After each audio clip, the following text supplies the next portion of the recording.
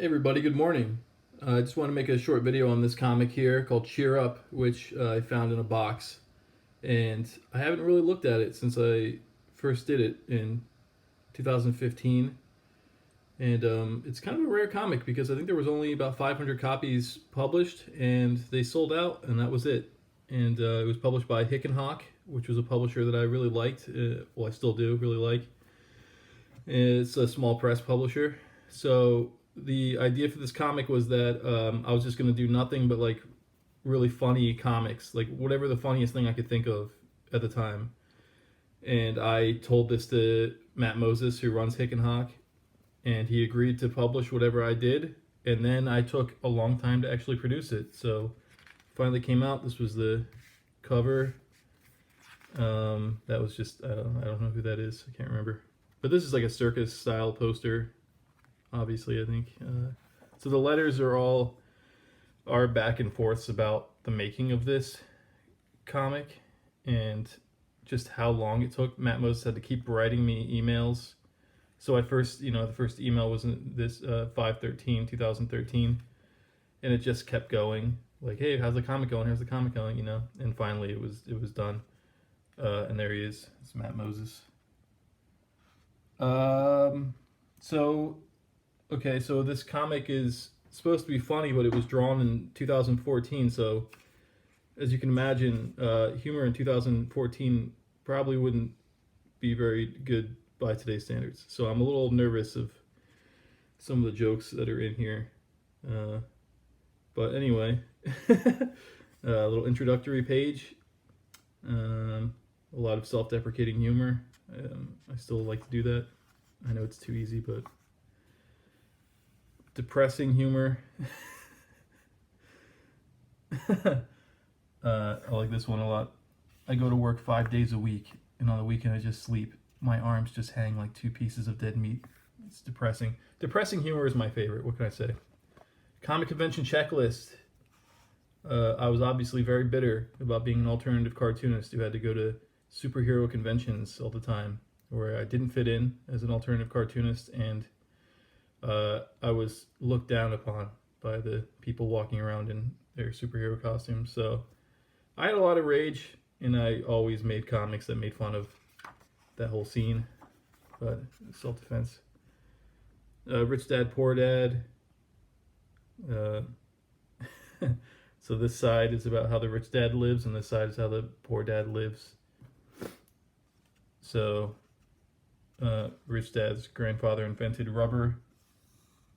Poor dad's grandfather has never used a rubber. I'm your uncle. Can I stay on your couch? All right. Oh. Terrible. Bob Hope. About a guy who thinks he's going to see Bob Hope, but it turns out it's just a punk band that's named Bob Hope. This next comic is probably one of my favorites.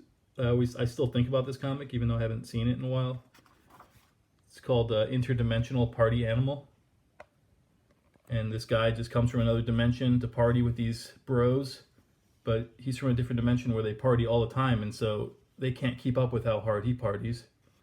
So already by this panel, they're kind of worn out. He's ready to listen to some ABBA. So they're doing coke, and he's doing way more coke than all of them. They're getting pretty crazy. The partying starts to get a little bit too hard. Before you know it, they're shooting up heroin, beating up some guy, getting really paranoid. I guess they get some prostitutes. Oh, that's a bad night. So they find a dead guy, pick his pockets, do some more heroin. And they just want him to leave and go back to his dimension.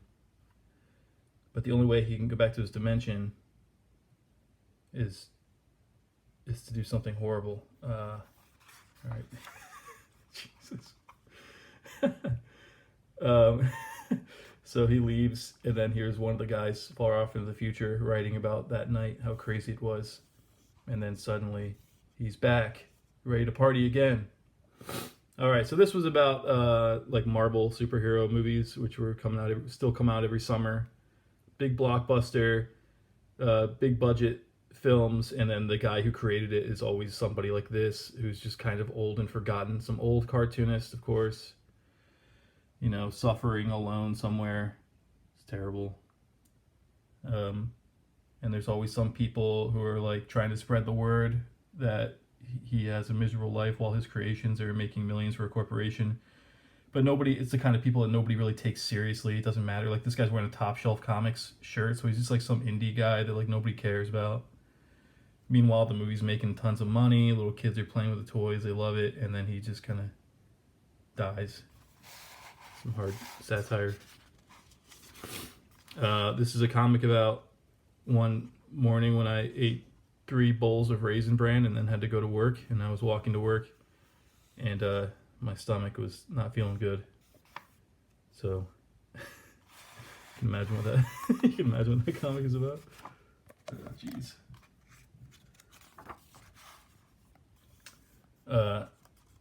Walt Whitman having a crush on somebody. The McSweeney's 36. I don't know if anybody's seen that. It was a big box with a stupid face on it, and it was like full of poetry zines and stuff, short stories. But you had it on I bought it and I had it on my shelf, and I hated looking at this face all the time coming at me from my shelf, so I turned it around so I didn't have to look at it anymore. And then, of course, I wake up in the middle of the night and see that it's turned around again and it's looking at me. So this is a comic about working at Kilgore Books, a used bookstore in Denver, and the kinds of people that you would meet when you worked at a place like that.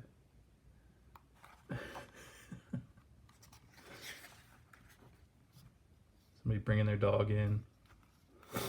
There's always some anarchists hanging out, sleeping. This is a dumb comic, The Hookup, about going on a date with a twin. Anyway. Sponge Chuck. Thrift store pants. I actually did, when I did this comic, I think Chris Duffy, the editor of the SpongeBob comics, saw it on Facebook, and then I actually did do something for SpongeBob comics after that. So, that's nice. Inside cover, coffee, I don't really know. Dog on Wheels was like a little character I was using in Blammo at the time. And I put one of those little strips in here. A little checklist of the comics I'd done at that point. And the back cover. There you go. Cheer up. Thank you very much. Have a good day.